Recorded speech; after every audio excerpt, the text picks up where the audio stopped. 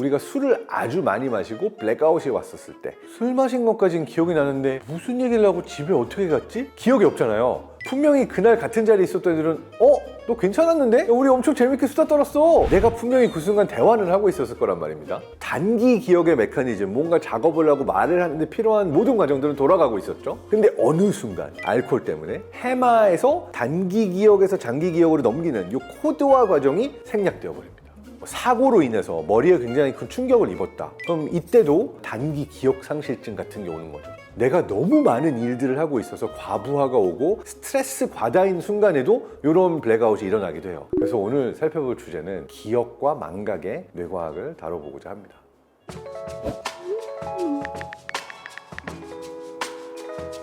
기억의 종류는 크게 두 가지가 있고요. 단기 기억, 장기 기억으로 나뉩니다. 단기 기억은 내가 뭔가를 할 수 있게 해주는 대략 몇십 초에서 몇 분 정도 계속돼서 업데이트되는 종류의 기억이고요. 여러분이 영화 메멘토를 기억할지 모르겠는데요. 거기에 기억상실증에 걸린 사람이 나오죠. 기억상실증에 걸린 사람도 잠깐 동안의 짧은 시간은 기억할 수가 있죠. 문제는 이것이 몇 분마다 리셋이 되는데 내가 방금 말한 내용 또는 방금 경험한 내용이 장기 기억으로 저장이 되지 않기 때문에 문제가 되는 거죠. 단기 기억에서 장기 기억으로 넘어가는 과정이 해마를 통해서 넘어가고 지금 현재 필요한 장기 기억을 다시 끌어낼 수 있게 해주는 것 역시도 해마입니다. 그래서 단기 기억과 장기 기억 사이에 그 통로, 게이트웨이의 역할을 해마가 해주고 있는 거죠. 자, 그렇다면 기억은 어떻게 저장되는가 또는 어디에 저장되는가 궁금하죠? 이거를 찾아 나서는 작업을 뇌과학자들이 몇십 년 동안 해왔습니다. 특히 컴퓨터가 이제 개발되고 난 다음에 뇌 안에 특정 장소에 특정 기억이 뿅 하고 어떤 파일이 저장되듯이 저장된다라고 믿었었어요. 근데 흥미로운 거는 뇌의 기억이 저장되는 방식은 컴퓨터의 파일이 저장되는 방식과 완전히 다르다라는 것을 사람들이 알아냈어요. 이 기억이라는 게 하나의 파일로만 구성되어 있는 게 아니라 되게 다양한 층층의 레이어들이 존재해요. 어렸을 때 기억을 떠올리게 되면 이건 뭐 사진을 보듯이 시각적으로만 떠오르는 게 아니라 소리와 냄새와 내가 느꼈던 감정과 심장의 쿵쾅댐과 되게 다양한 종류의 느낌들이 한꺼번에 활성화가 되죠. 기억이라는 것은 뇌 전체에 네트워크의 형태로 저장이 되어 있고 내가 무언가를 경험하던 그 순간과 비슷한 종류의 패턴을 보이게 됐을 때 내가 기억난다라고 사람들이 얘기를 한다는 거예요. 그래서 기억의 저장 메커니즘을 보게 되면 우리는 크게 세 단계를 이야기를 합니다. 어떠한 경험을 코드화하는 것이 기억을 만드는 첫 번째 스텝입니다. 그 많은 감각 경험들을 압축을 해가지고 일종의 코드로 만들어 놔야지만 저장을 하는데 용이하겠죠. 우리가 살면서 경험했던 여러 가지 중에서 의미가 있는 거 또는 이것만은 꼭 기억해야지 라고 하는 것들만 단기 기억이 해마를 통해 장기 기억으로 넘어가고 코드화가 됩니다. 자, 그렇다면 어떠한 기억이 코드화가 되냐? 이것을 좌우하게 되는 가장 큰 요인이 다름 아닌 감정입니다. 그래서 내가 어떤 강력한 감정을 느꼈던 순간은 뇌에 굉장히 강력하게 각인이 돼서 코드화가 잘 일어나요. 요거를 조금 덮어보면 대체 그 감정이라는 게 뭔데 어떤 감정들인데 라고 할 때 굉장히 중요한 역할을 하는 것 중에 하나가 아드레날린, 노르에피네프린계의 신경전달 물질이라고 해요. 어떤 실험을 했냐면 그냥 공부한 사람들과 손을 차가운 물에 넣어서 뭔가 고통을 느끼게 한 사람들을 비교했더니 이 손을 찬물에 넣고 공부한 사람들이 훨씬 기억을 잘했다는 거예요. 뭔가 몸에 고통이 오니까 이걸로 인해서 심장이 더 세게 뛰고 아드레날린이 분비가 되고 이것이 결국 공부하면서 학습했던 것들이 코드화를 시키는데 도움이 됐다라고 얘기를 하는 거죠. 스탠퍼드 대학교 앤드류 후버만 교수님은 아드레날린이 분비될 수 있게만 해주면 훨씬 더 기억을 잘하게 되는 게 아닐까라는 이야기를 하면서 찬물 샤워 얘기도 하고 카페인 섭취 이런 이야기를 하고 있고요. 공부하자마자 일어나가지고 아드레날린 분비가 촉진되는 운동을 하는 것이 도움이 된다 이렇게 추천을 하고 계시기도 해요. 두 번째는 뭐냐? 코드화가 됐으면 장기 기억 속으로 들어가면서 저장이 잘 돼야 되겠죠. 저장의 메커니즘에 있어서 가장 중요한 것 중에 하나는 특정 종류의 코드가 반복적으로 들어와 줘야지만 얘가 잘 저장이 된다. 자, 그런데 이렇게 반복 학습만 강조하게 되면 좀 놓치게 되는 부분이 있을 수가 있는데요. 단기 기억에서 장기 기억으로 저장이 잘 되려면 꼭 필요한 게 뭐가 있냐? 아무 짓도 안 하고 멍 때릴 때가 필요합니다. 구구단 공식을 10시간 연속으로 계속 외우고 다닌다고 기억이 더 잘 되는 게 아니에요. 아무 생각을 안 하고 있어야 뇌 안에서는 방금 반복적으로 학습한 게 어디로 저장이 되고 어떻게 저장이 돼야 될지 그 과정들이 더 잘 일어난다는 거예요. 근데 요즘은 쉴 때 제대로 쉬질 않아요. 여러분 쉬는 시간에 뭘 합니까? 쇼츠 보고 있어요. 쇼츠를 보고 있는 건 쉬는 게 아닙니다. 계속해서 새로운 정보가 들어오고 있는 거예요. 반복적으로. 쉬어주지 않고 계속 쇼츠를 보거나 뭔가를 계속 한다. 그러면 여러분의 기억의 효율성은 떨어지게 되어 있습니다.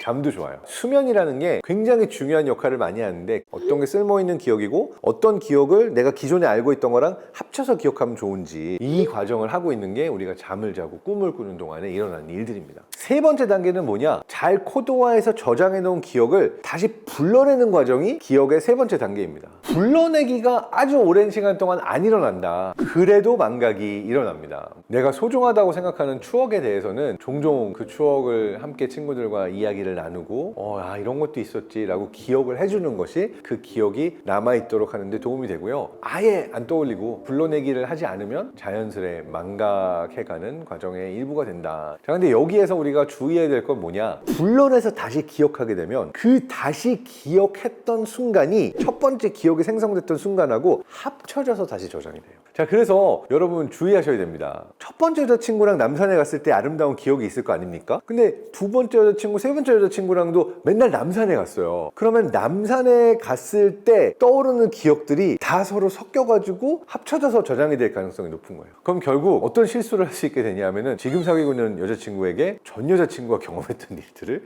이야기하게 되는 상황.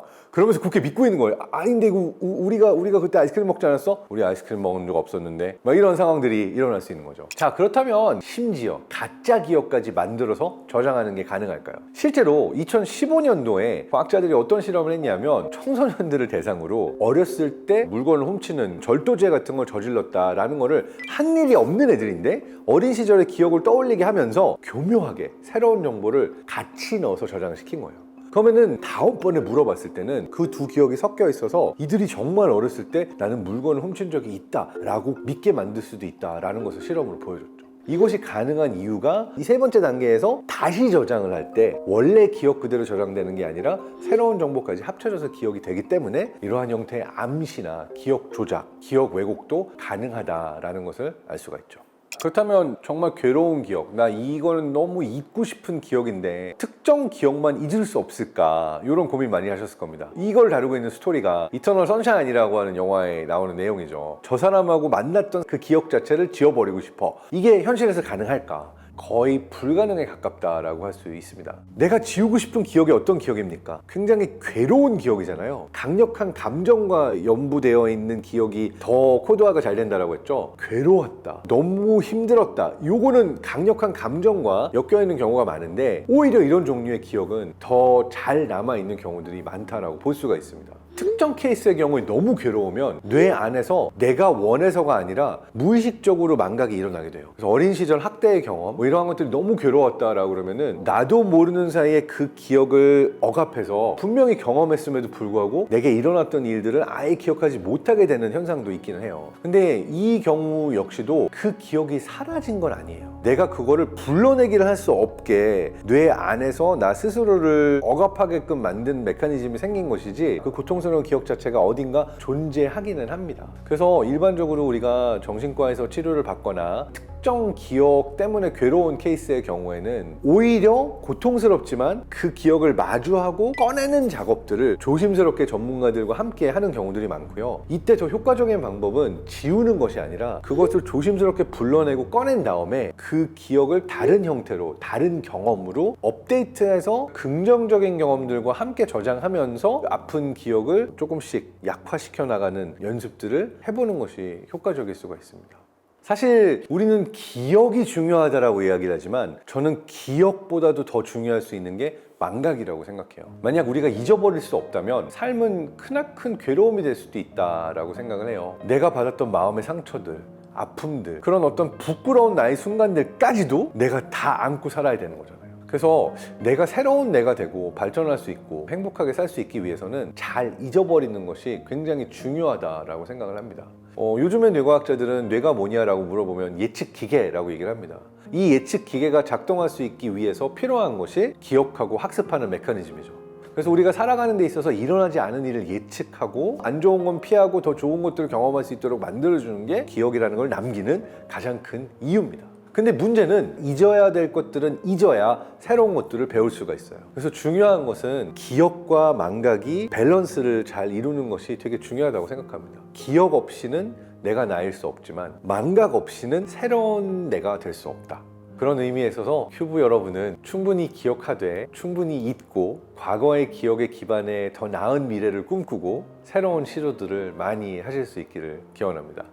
사실 오늘 한 얘기가요, 이제 막 따끈따끈하게 새로 나온 뇌과학 책에 담겨 있는 얘기였습니다. 다름 아닌 사피엔스의 뇌라고 하는 책인데요, 요 근래 읽었던 뇌과학 책 중에서 가장 재밌게 읽었던 책 중에 하나입니다. 뇌과학과 관련된 내용들이 굉장히 정확하게 설명되어 있는데 재밌고 읽기 쉽게 정리가 되어 있어요. 이 안에는 기억과 망각의 메커니즘도 나오지만 꿈, 사랑, 유혹, 굉장히 많은 재밌는 내용들이 나옵니다. 그래서 아주 재밌게 봤고 읽기가 아주 편한, 그러니까 요즘 세대가 뇌과학에 대해서 궁금할 때 읽기 좋은 책이라고 느끼면서 봤습니다. 그래서 오늘은 기억과 망각에 대해서 다뤄봤는데요, 여러분은 만약 내가 죽을 때 한 가지 기억만 남길 수 있다, 어떤 기억을 남기고 싶습니까? 그런 기억이 있다면 남겨주시기 바랍니다. 그 외에도 궁금한 점 있으면 저희가 또 다음 컨텐츠를 준비할 수 있으니까 댓글로 질문 남겨주셔도 좋습니다.